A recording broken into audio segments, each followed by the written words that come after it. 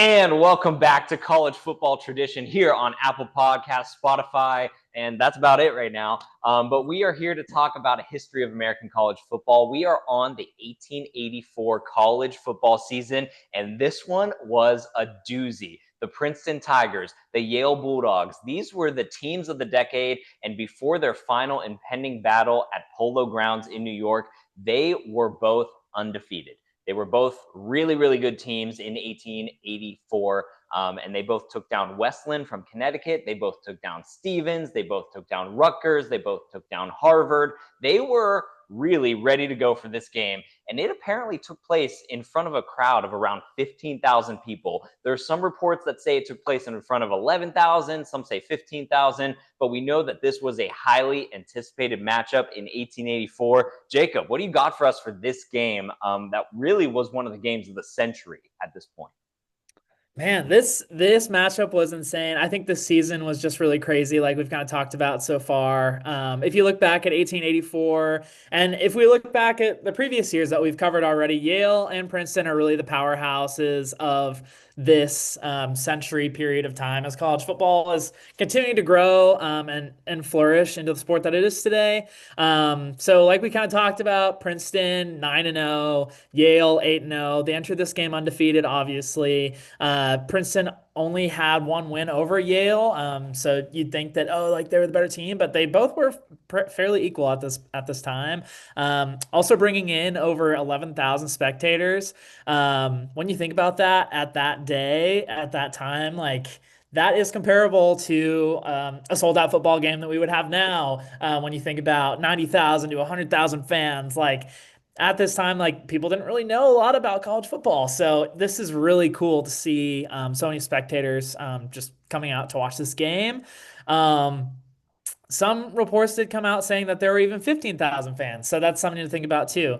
But many Ivy League schools did come to see this game between these two Ivy League programs, which is something that you don't really see too often with rivals supporting other rivals at this time. So you had like Columbia and Dartmouth coming out to the game, and they were actively cheering for Yale too, which was really something at that time. Like I you know. didn't cheer for an Ivy League school. Like that's like if Michigan was cheering for Ohio State or like Texas is cheering for Oklahoma. It Like seriously was. Like, that's how big this game was. You had other schools coming, some of them who played the schools that they were going to watch. And they were just going to watch the football game. And they were cheering for Yale based on some of these reports.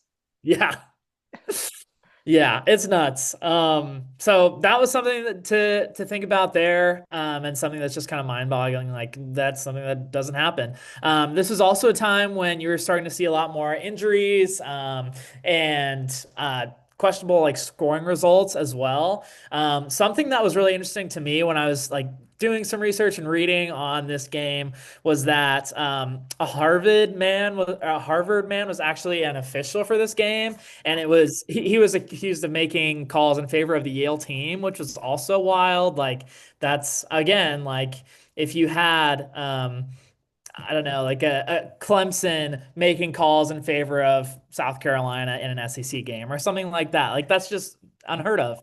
Um, and so they ended up stopping the game because apparently the sun was going down. They were losing sunlight, and they just called it a draw at that moment. It was a tie. The official from Harvard did say like Yale, it was the winner technically, but we had to stop it at the tie. So in a sense, you could say that like Yale was the recognized national champion, but it truly was a draw and a tie, and you cannot really put one school over the other in this season because both teams really deserve this national championship. So we here at College Football Tradition did decide that those two are going to be our co-champions this year. Yeah, very well put. And I think something to add into this season was that we were really starting to see more media take effect in being part of the games as well. Because according to the New York Times, they were the ones who really broke the story about other Ivy League institutions attending the game and cheering for Yale. So they gave a pretty accurate representation of what it was like to be there. And you mentioned the riddled with injuries and questionable play calls, things of that nature.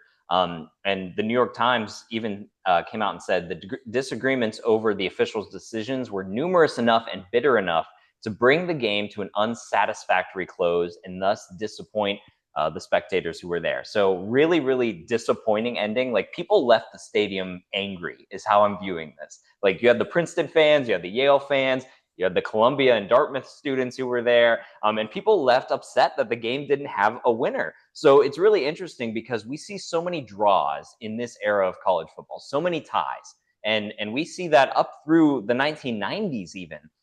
All those different teams that don't have an overtime system put in place in these different conferences, and it's kind of refreshing to know that 150 years ago they were still not happy with not having a winner.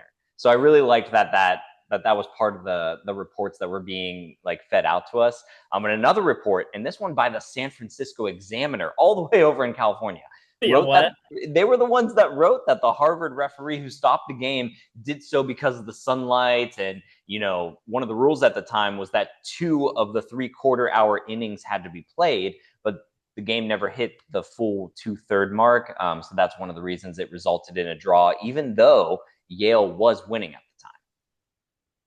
Yeah, that's crazy.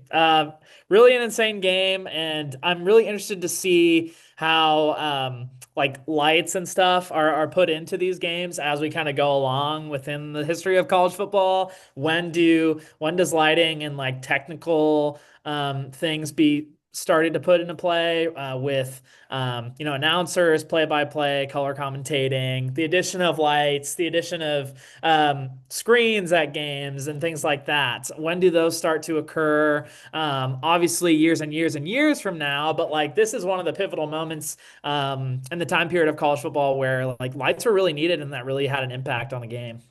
Yeah, yeah, it absolutely did. And so when we look at these two resumes of these national championship claims, because Princeton and Yale are both recognized by the NCAA and by a couple other sources as well as the national champions for that year, and rightfully so. So we have Princeton, they're 9-0-1. Their key wins, we think, at Penn and then at Harvard.